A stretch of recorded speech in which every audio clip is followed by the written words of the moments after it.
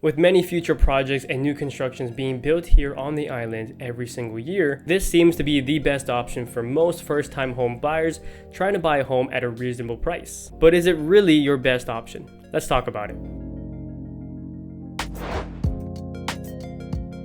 What's up guys, it's Vince, Hawaii Realtor, here to put the real in real estate.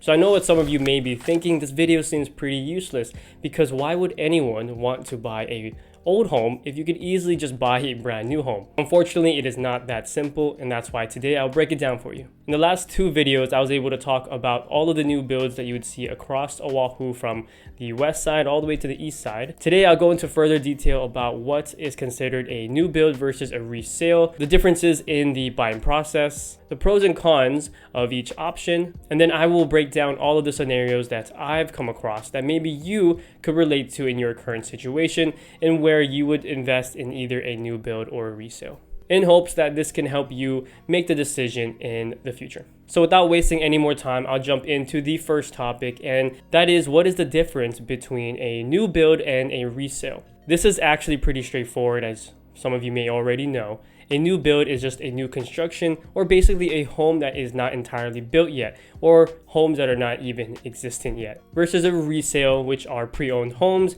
and this is where you would typically see most home sales take place. Again, that is pretty straightforward for most people, but the main difference is in the buying process. With new builds, when you purchase the home, you're purchasing it from the developers directly, with the help of a realtor like myself to handle all of the negotiation and contracts in your behalf. With new builds, they are primarily lottery systems. So legitimately, your name is written on a piece of paper and then put into some sort of lottery box or sphere, whatever you want to call it. And then eventually on a specific date, your name is pulled, and whatever order that you are pulled in, you get to choose a home. Versus in a resale, you are directly buying it from the home owner. So the current owners of the home, who possibly either bought it straight from the developers previously, or they may have bought it off of another homeowner. Now, before I get into which one is best for you in your situation, let's dive into the pros and cons of each. Starting with new builds, the biggest pro would be that it's brand spanking new,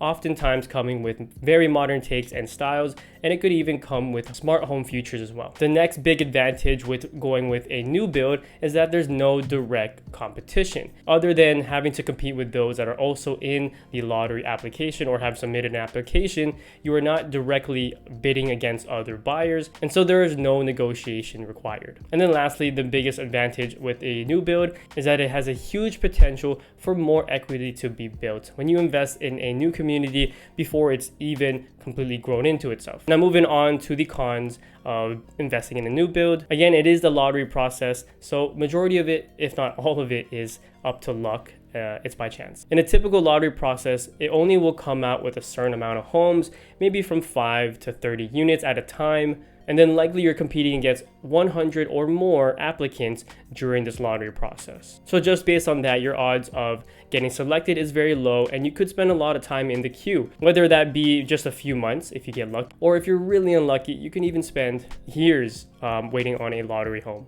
If you do not get pulled, you just have to continue to enter into the next lottery again and again until you do get chosen. Okay, and so that's the pros and cons of new builds. Let's move on to the pros and cons of resales. Generally, buying any resale home will have a lot more options. We're talking about the types of homes and the layouts, but also the neighborhoods. Going back to new builds, the primary goal today to build these new developments is to get them out as quickly as possible and as cheap as possible. This will have a direct effect on the quality of the homes in general. And then so basically, all the previous homes, let's say a couple of decades ago, are more likely to have a little bit more thought to them, maybe a little bit more creativity, and maybe better quality. Because back then, there wasn't that much of a demand as there is today. To add to that, an advantage to investing in a resale home is that it's readily available there for you to actually visit. So typically, that's what we refer to when we talk about open house. So you can visit the homes on a weekend, typically on a Sunday, and then actually physically visit the home. Versus a new builds, a lot of times you're investing into this home and going under contract in these homes based off of what you see in a digital rendering. So just a digital image of what the home could possibly look like. If you do not like what you see upon moving into the home, it's kind of too late at that point because you've already committed and signed the contract. And so to add to that, not only is a home there, but but the neighborhood is already developed. To a lot of first-time home buyers, they may be starting their family and they're going to need to have a community that has a safe school district as well as a park and greenery. You may want to be near a shopping center or just entertainment in general. When you invest in a new build, they are promising those things, but in the future, within 10 to 20 years. And so it may be inconvenient for a lot of people investing into new builds if they have to go and commute to drop off their kids to school or do anything in general, right? It's not in walkable distance until much later when you've invested into these new builds. And then lastly, the biggest pro when investing in a resale, especially in an investment standpoint, you know the true value of your home and its neighborhood already based on the existing homes around you and the community that you're living in. This makes it way more easier to gauge the worth of your home versus, let's say, if you buy a new build, you're investing in the future potential of this community becoming very desirable. But to be fair, when you are investing in Hawaii, especially with any of the new builds, it's almost guaranteed it's going to have some level of desirability.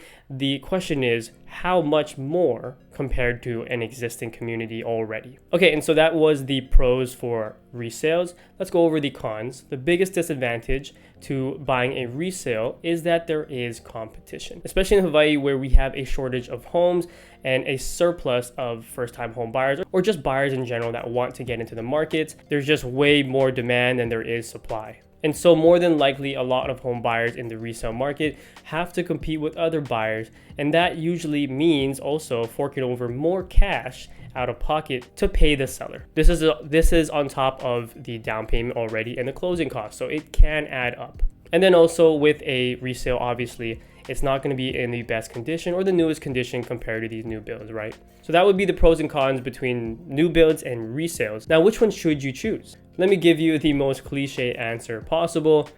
It depends. I'm going to run through the best scenarios in which you would want to invest in a resale, and afterwards I will run through all the scenarios in which you would invest in a resale, and then hopefully one of these fits your situation. The best scenario would be those that are first-time home buyers. That's because first-time home buyers are less likely to have additional cash on top of their down payment and closing costs, and so they're less likely to be able to compete in the resale market anyways. Now, the next one also falls into first-time home buyers, but it could also depend those that qualify for affordable housing. In Hawaii, we have a high cost of living, and so there is a program that the government had instilled to where you can get subsidized housing for an affordable price depending on how much income you make. So there is an income limit. You see, a specific percentage of all new builds has to have a certain amount of it reserved for those that fit in the affordable housing category. And the next best scenario for those looking to invest in a new build are those that are not in an immediate rush to be in a home. So let's say you are comfortably renting or you're in a good situation with family and you're living with your family. Again, new builds are a lottery system, and so all of it is by chance, and there's a good chance you will have to wait a long time before you can even buy a home. The next best scenario are those that do not have kids. Again, new developments, new builds don't have a community constructed yet, and so you would have to account for that for your kids to not be able to commute to school. And then lastly, the best scenario are those that are looking to invest in a new build as a long-term primary residence. This is mostly for those that fit into the affordable housing category. That's because when you buy a new build underneath this affordable housing program, you are locked into that home for a certain amount of years, as in you cannot sell the home for a given amount of years. Typically, let's say more than 5 years, maybe even 10 years. Now, there is a loophole to this. You can actually sell the property, but you're only allowed to sell it back to the developer. And in that case, you don't get the same kind of gains or equity that you had initially built when you're living there. And so it's not exactly the perfect situation. But this also applies to anyone that is going to invest in a new build, because typically the amount of appreciation that you can gain from the home is more worth it in the long run. If you are to sell the property before the community itself, the neighborhood, has not yet fully grown into itself, you're leaving a lot of money on the table. So that was the best scenarios in which you would want to invest in a new build. As for resales, literally every other scenario. No, but really, if you're on a tight schedule and you need a home immediately, if you have children and you need the convenience of allowing your kids to be able to walk to school or grow up in a community that's fully grown in, if you're looking for a good fixer-upper, or a deal into which you can live in as your primary residence and renovate, and then eventually turn it into an investment property or a rental. And then lastly, if you want a bigger home with more lot or land square footage, into which you want to extend the home out and build a bigger home to fit a more multi-family sized family. Then in that case, a resale would fit you a lot better. Alright, so that wraps up this video. I know there are probably other scenarios that I didn't go over, but those are the ones that I come across a lot more often. But if you're in a scenario that I did not cover and you need help with this, meet me in the comments. I would love to hear your scenario and maybe I can help you with that. Guys, if this was helpful, I would love if you subscribed and liked this video. Not only do I put a lot of thought into this, but I'll be making way more videos just like this that could help you in the future in your home buying journey and many more.